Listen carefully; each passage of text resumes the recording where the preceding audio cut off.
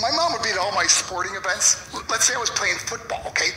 My mother would be on the sidelines, and if the play on the field started going one way, my mother would run along like, Mark, get him, get him! I'd be like, oh my gosh. I'd get in the huddle with the other guys, they go, Mark, is that your mother? I go, no, I never saw her before in my life. The greatest gift my mother ever gave me, she believed in me. I have overdosed on drugs on 3 occasions where I should have been dead. But I believe I was kept here for a reason. You show me your friends, I will show you your future. How do I know this? I hung out with losers, and I became the biggest loser of them all because I gave up everything I dreamt about as a little boy because of who I chose to surround myself with. My friends would drive me home at 2, 3, 4 in the morning. We'd be drunk and high, laughing in the car. We'd pull up in front of my house in New York. They go, Mark, the light's on. I go, oh man, my mother's up. See, my mom wouldn't go to bed until she knew her son was still alive. I'd walk in, she'd say, hi Mark, how was your night? I go, it was good, Mom, I'm just gonna go to bed. She goes, can I talk to you for a minute? I go, Mom, I'm tired, I'm just gonna go to bed. She goes, Mark, I haven't seen you all day and all night. Can I please talk to you? I said, man, just leave me alone. You bug me. I'd slam my bedroom door on the one person who believed in me. I was on a worldwide tour and we were wrestling overseas in Japan. After my wrestling match, I went upstairs to my hotel room and I fell asleep. There was a knock at my door at 3 o'clock in the morning. I got out of bed, I looked through the safety window and I could see it was a Japanese promoter. So I opened the door and he said, Mark, you need to call home. There's been an emergency. I went and got on the hotel room phone. I called back to the United States and said, hey, what's going on? They said, Mark, I don't know how to tell you this.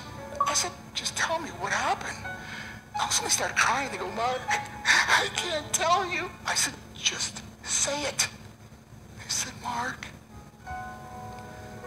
your mother died. I just threw the phone down. I ran out of my hotel room. I took the elevator to the lobby, and when the doors opened up, I just ran out into the street. I mean, there was no cars, there was no people. It was 3 o'clock in the morning.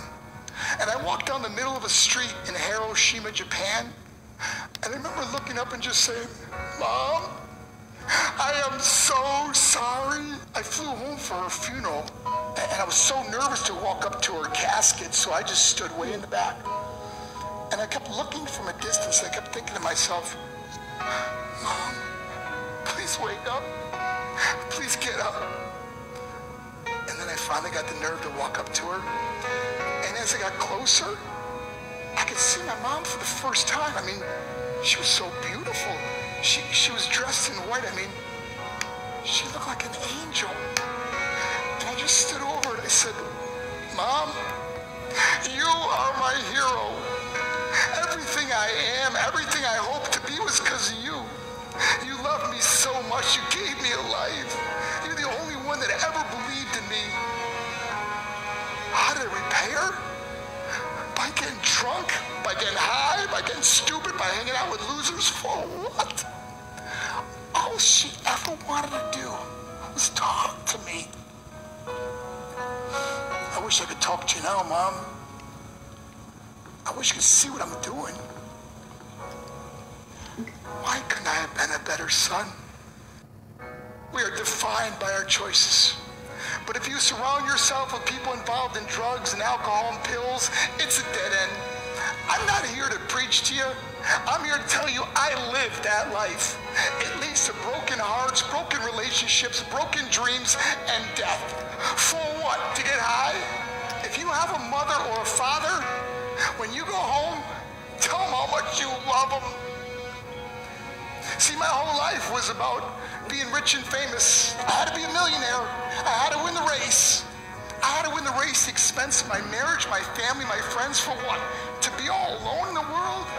I learned what is truly important, and that is how precious this gift of life is, and our families, and how quickly it can be taken away. See, I no longer live in time. I live in moments. See, it's not what's in your pocket that matters.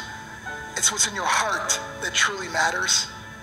Love love is just a word until somebody comes along and gives it meaning. You're the meaning.